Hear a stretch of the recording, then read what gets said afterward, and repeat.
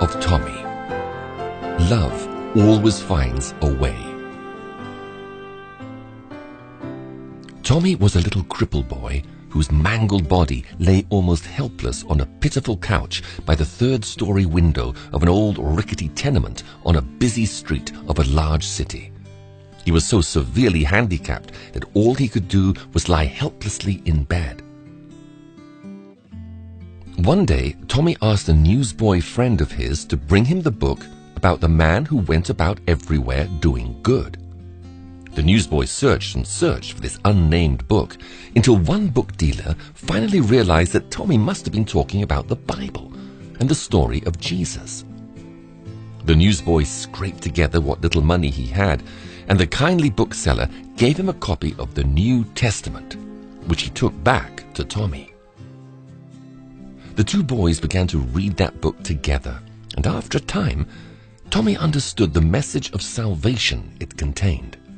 He received Jesus as his Savior and decided that he too wanted to do good like the wonderful man in the book. But Tommy was crippled and could not even leave his little apartment. So he prayed and asked Jesus to show him what he could do, and the Lord gave him an idea. Tommy began to copy helpful verses from the Bible onto little pieces of paper, which he would then drop from his window to flutter to the busy street below.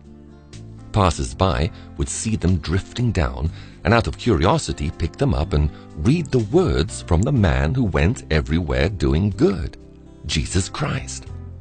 Many were helped, encouraged, and comforted, and some were even saved through the simple ministry of this boy and his New Testament.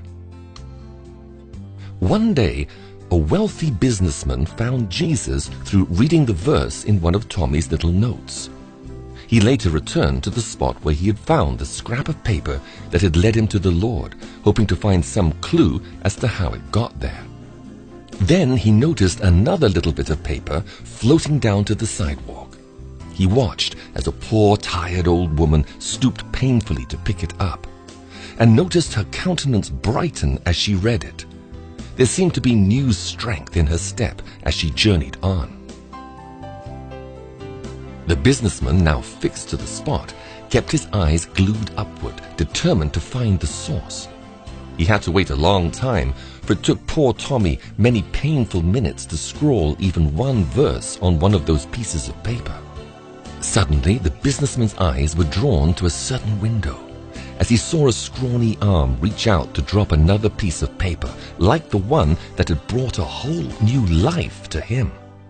He carefully noted the location of the window, dashed up the stairs of the tenement, and finally found Tommy's humble abode.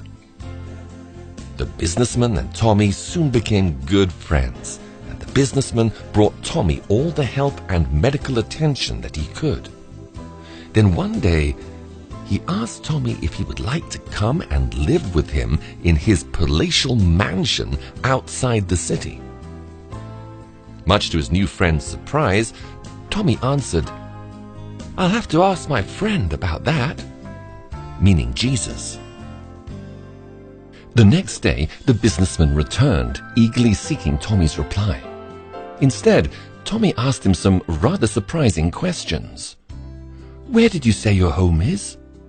"Oh," said the businessman, "it's in the country, on a large and beautiful estate. You'll have a room of your own, servants to care for you, delicious meals, a good bed, every comfort and attention, anything your heart desires. And my wife and I will love you dearly and care for you as our own son." Hesitantly, Tommy queried again, "Are there any people that would pass under my window?" Surprised and somewhat baffled, the businessman replied, "Why, no, only an occasional servant, or perhaps the gardener. You don't understand, Tommy. This is a gorgeous country estate, far from the tumult of the city. You'll have quiet there, and be able to rest and read and do whatever else you want, away from all this filth and pollution and noise and the busy throngs." After a long and thoughtful silence, Tom's face looked very sad, for he hated to hurt his friend. Finally, he said quietly but firmly, with tears in his eyes, "I'm sorry, but you see, I could never live anywhere where people don't pass under my window."